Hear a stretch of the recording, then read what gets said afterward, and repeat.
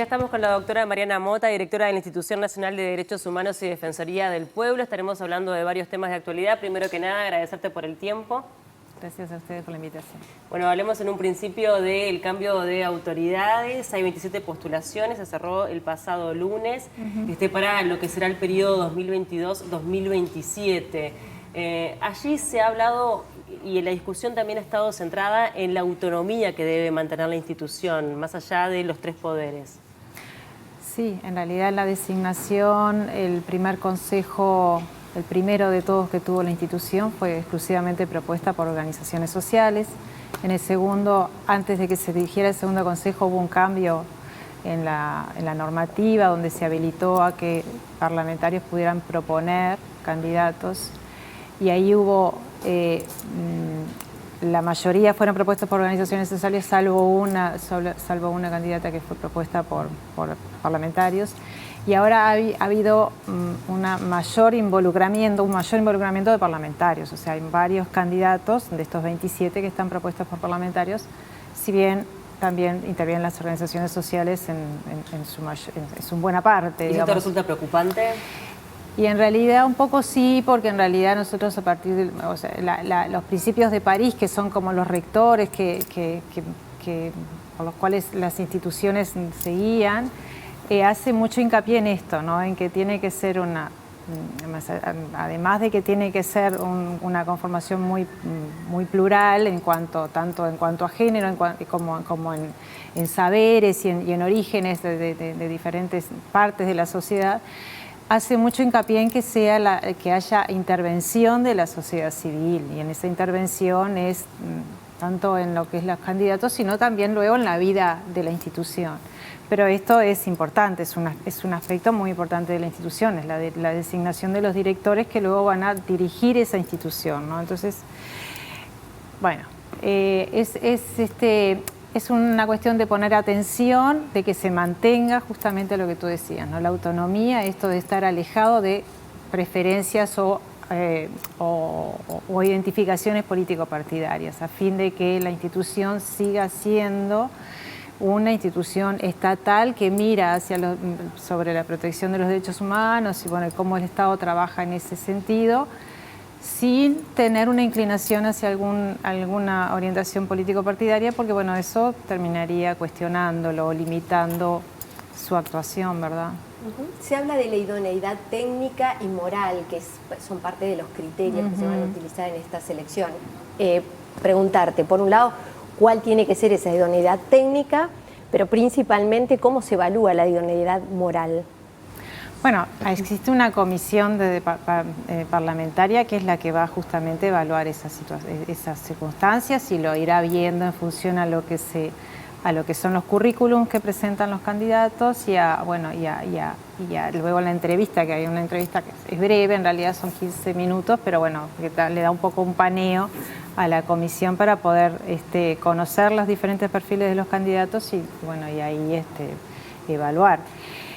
Yo entiendo como idoneidad técnica, por supuesto, es esto de tener conocimiento acerca de lo que son los derechos humanos, de qué manera se desarrollan, cómo se protegen, de qué manera se involucra el Estado tanto en su obligación de protegerlos, sino también en cómo las políticas públicas se desarrollan y se implementan y se instalan en miras en esa protección y de qué manera lo van controlando para que esa protección sea realmente efectiva. La idoneidad moral, bueno, supongo que ha de ser un poco a lo que cada uno ha transitado en su vida, ¿no? Y claro, ¿verdad? Sí, supongo que más bien se mira más allá lo que... de no tener antecedentes, digamos. Claro, eso ya sería lo más básico, pero luego es también un poco el ser y parecerlo, ¿no? Me imagino que es un poco también cómo has actuado en tu vida laboral, profesional, si la hubiere, y bueno, y en relación a lo que promoves que quieres llevar adelante en el trabajo en la institución. ¿A ti te han postulado también para continuar en la dirección? Sí, algunas organizaciones, sí. ¿Has aceptado?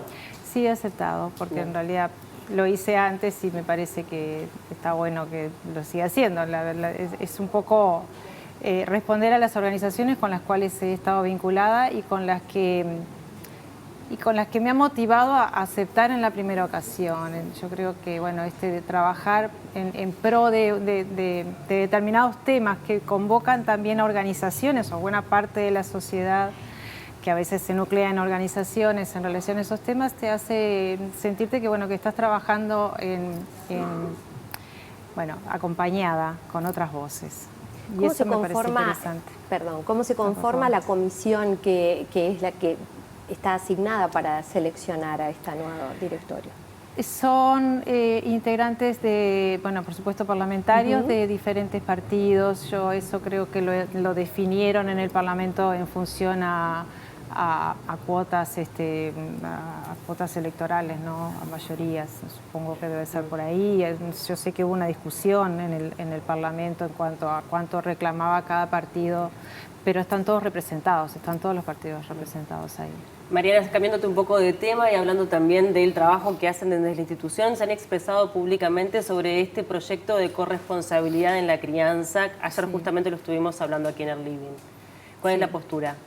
Bueno, la institución emitió una primera posición u opinión en relación a lo que en ese momento había dos proyectos, señalando la institución siempre cuando emite opiniones es porque entiende que es necesario presentar una opinión, está dentro de su mandato la de opinar sobre proyectos de ley que se esté discutiendo dentro del Parlamento y que tenga vínculo con derechos humanos. Entonces, en cumplimiento justamente de ese mandato, antes, cuando se conocieron estos dos proyectos, se emitió su opinión en relación a justamente si estos proyectos iban en línea con lo que el Estado ya se encuentra obligado por la suscripción de tratados y convenios internacionales o si puede terminar siendo una regresión.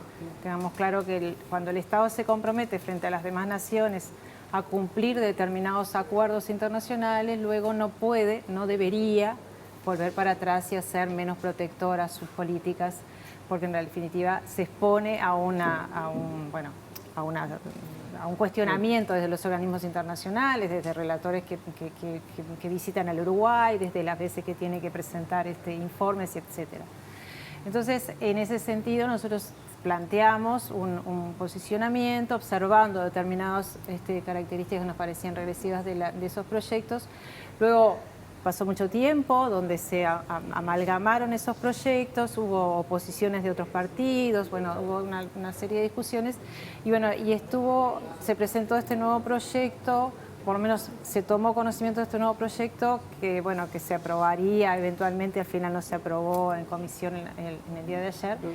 Y bueno, y entonces lo que hicimos también fue presentar una opinión que refería a lo que había actualmente en esta situación.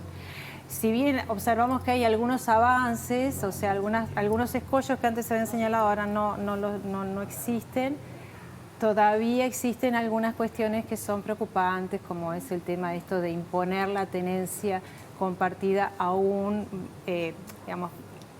cuando puedan existir situaciones que sean evidentes o que puedan ser muy probables que perjudiquen a los niños o niñas que están en el medio. Entonces, esto de volver a recalcar lo que ha dicho el Comité de Derechos del Niño, de que el foco son los intereses el interés superior del niño, y bueno, y no imponer automáticamente una tenencia compartida, que eso puede realmente perjudicarlo. En esas líneas es donde se ha emitido la opinión y bueno, está publicada también en la web. Sin duda. Estábamos hablando de este posicionamiento y esta opinión sobre esta temática.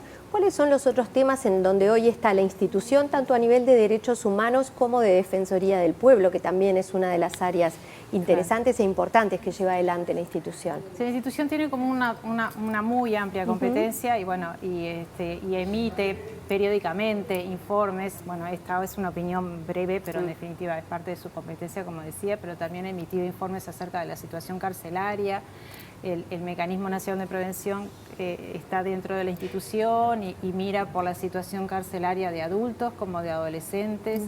Bueno, los internados, los adolescentes internados por infracción a la ley penal y luego también de los niños que están en situaciones de protección, esas dificultades o vulneraciones definitivamente que existen, y bueno, señalando a los organismos qué parte deben mejorar.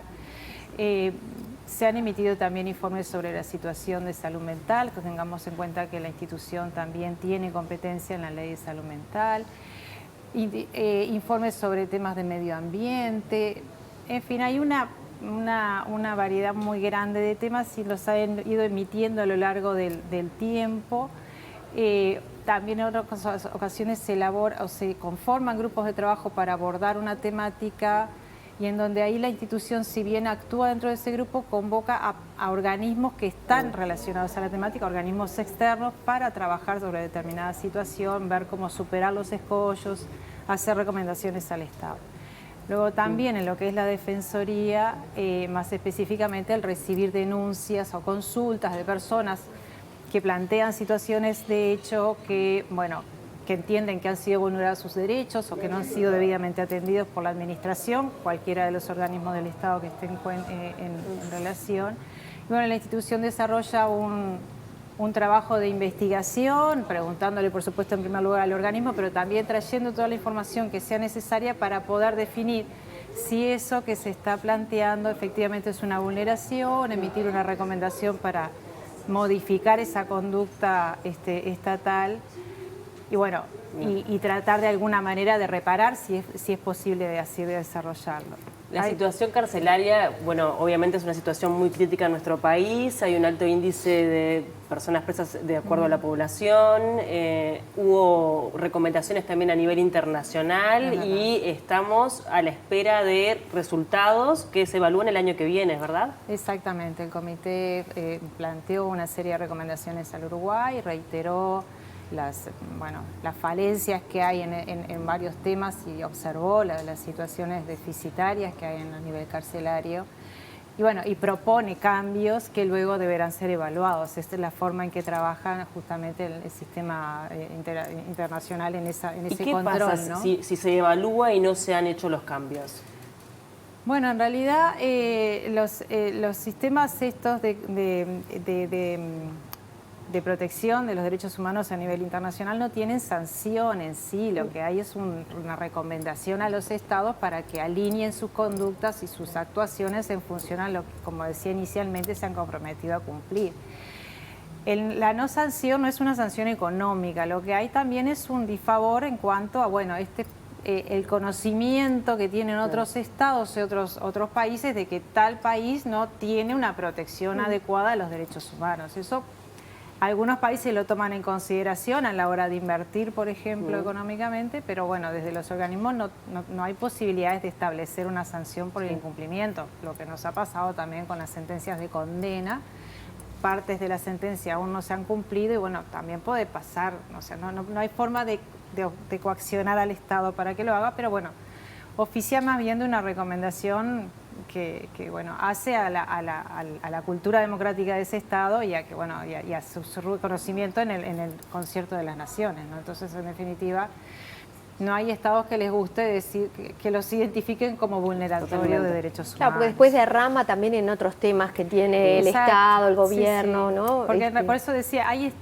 otros estados que sí consideran estas situaciones de, bueno, estos estados no son protectores a los derechos humanos, lo hemos escuchado muchas veces. Exactamente. Entonces, bueno, hay algunos estados que deciden no invertir o no poner, o bueno, si esta es la situación que hay con respecto a determinada parte de la población, bueno, entonces ahí no vamos. O invertir, porque a veces las inversiones a veces son en proyectos, o muchas veces son respecto de proyectos sociales que se desarrollan la propia en un país. Cooperación, exacto, ¿no? Entonces ahí eso también limita lo que puede ser el desarrollo de ese país. Así que bueno, siempre se le da plazo porque los cambios en políticas públicas llevan tiempo y a veces los cambios de administración significan también un recambio en las formas de concebir el trabajo acerca de determinada temática que, bueno, que obviamente los organismos internacionales lo consideran, pero siempre señalan, bueno, esto no se está cumpliendo y por eso queda mal parado por ahí. Ahora, ¿cómo estamos respecto a los delitos cometidos durante la dictadura cívico-militar, los detenidos desaparecidos? Hemos avanzado desde la creación de la Institución Nacional de Derechos Humanos y también yendo un poco más hacia adelante, ¿no? ¿Hemos avanzado como país desde el regreso de la democracia? Yo creo que se ha avanzado, obviamente, claro, si lo comparamos con la dictadura, que fue una situación de un Estado que no estaba, que era una vulneración masiva de derechos muy amplia, evidentemente sí hemos avanzado. En tema de derechos humanos siempre estamos en un camino de ir mejorando, ¿no? No hay como llegamos a ese estado y bueno, ya somos sobresalientes. Siempre hay situaciones a mejorar. Y siempre si te comparas con algún país que está peor, sos bárbaro, pero siempre estás en otra, siempre tenemos que buscar a un mejor nivel. En la situación de los delitos cometidos durante la dictadura, no es un tema que la institución lo pueda abordar, eso está en la órbita judicial y bueno, y es un tema que sí está muy demorado el Estado en sí, en terminar de concluir las responsabilidades que se discuten respecto de los que cometieron esos crímenes. Eso así es una demora que además lo han señalado los organismos internacionales. También que el Estado no termina, la jurisprudencia de este país no termina de consensuar en que son delitos de lesa humanidad, que eso es señalado también por los organismos internacionales y que además ya es reconocido en otros países de la región que han pasado por esta misma situación. En relación a los desaparecidos, la institución ha asumido esta competencia a partir de la ley de septiembre del 2019 y en función de eso continuamos con esos trabajos que ya se venían realizando, hemos ampliado otras áreas. Hemos incorporado un equipo de investigadores que trabaja específicamente buscando información. Tengamos en cuenta que la información directa del lugar donde podrían estar los restos de las personas que han desaparecido no ha sido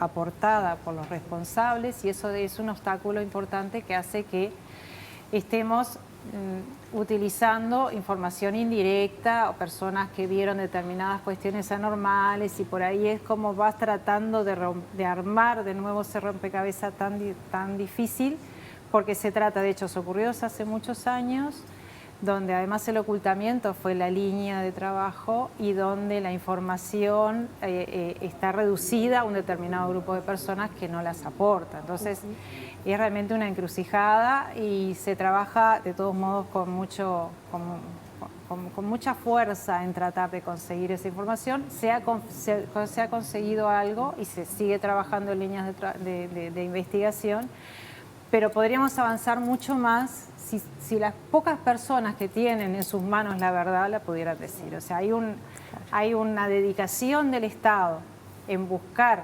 los restos y dar respuesta a las familias que ha llevado tantos años y los seguirá llevando todos los que sean necesarios para encontrarlos. Pero hay que tener claro, y eso es una cosa que es bueno que muchos lo digan, ¿no? Yo creo que siempre se dice en las marchas de los 20 de mayo, aunque sean en silencio, toda esa gente lo está diciendo, que son un puñado de personas que son las que tienen la verdad y no lo dicen. Entonces, ahí eso es lo que más obstaculiza poder llegar a conocer lo que pasó y a que las familias puedan saber dónde está el resto de sus después de seres tantos queridos. años que no se lleven esa verdad, ¿verdad? Exacto, las madres que han fallecido sin saber, es realmente muy doloroso. Muy doloroso. ¿Han trabajado también con una nueva tecnología que sé que se la plantearon al ministro García? Sí, es verdad. Nosotros en esto de buscar de qué manera progresar en la búsqueda, por un lado en mejorar las investigaciones y encontrar más datos, etcétera, y ir a buscar información al lugar que fuera. También incorporar tecnologías que puedan ayudar a una mejor lectura del terreno y ser un poco más precisos al momento de definir el área a excavar. Eso es una tecnología que obviamente se utiliza para otras cosas, no está creada para esto, pero que puede ayudar en el trabajo, que es una tecnología llamada LIDAR. Bueno, LIDAR es una sigla en inglés. Y que lo que hace es poder mapear el terreno a partir de una cantidad enorme de puntos de rayos láser que caen y luego dibujan esa superficie en un programa, por supuesto, que da lugares de depresión del terreno. o sea, para lo que a nosotros nos interesa. Obviamente que otras cosas y otras bondades también las tiene, pero no son para nosotros de relevancia.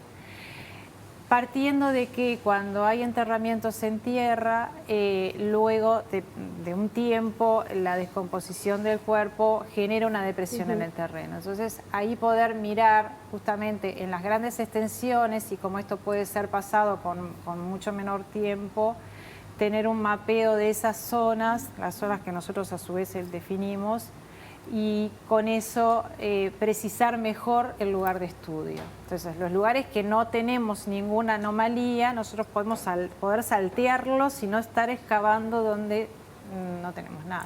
Claro. Eso por supuesto es complementado con la información testimonial, pero son aportes que nos hacen trabajar mejor. Sí, claro, y ahorrar tiempo, que es lo que siempre vamos en contra. Exacto. En línea con el tema de la defensa de los derechos de las personas, la Defensoría del Pueblo, ¿qué tipo de casos han visto de forma más recurrente o cuáles son los que hoy están arriba de la mesa? Muchos, porque en realidad es una variedad muy grande, o sea, por eso decía, de todo tipo, de todos los derechos que te puedas imaginar, pero derechos a la salud, derechos al, bueno, los relacionados con la seguridad, con la vivienda, con la privacidad de las personas, con el uso de información de tus datos, con salud mental muchos también.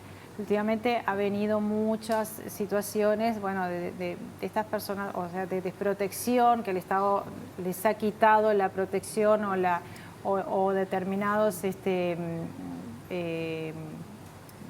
asistencias que llevaban hasta ese momento.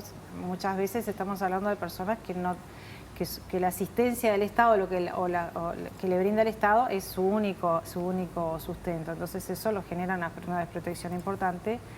Y bueno, son situaciones muy límites, ¿no? Personas que a su vez, por ejemplo, tienen a su cargo personas con discapacidad y esas personas con discapacidad dejan de recibir una prestación. Entonces ahí hablar con el BPS, qué fue lo que pasó, por qué se dejó de recibir esa prestación, etcétera. O sea, muchas situaciones son como muy acuciantes para las personas que lo presentan. ¿Cómo se accede al apoyo de la Defensoría del Pueblo? Las formas son muy abiertas. Puede ser personalmente, puede ser por teléfono, puede ser por correo, puede ser por una nota. O sea, en realidad una forma de vincularse y de explicar qué es lo que la motiva a presentarse para que después la Defensoría pueda comunicarse y ampliar esa información, tener alguna entrevista, ir a ese lugar que tenga que ir, etcétera. Pero está bueno que la gente sepa que está esa herramienta para poder utilizar. Muchísimas gracias por tu tiempo, fue un gusto recibirte en el Living. Gracias a ustedes.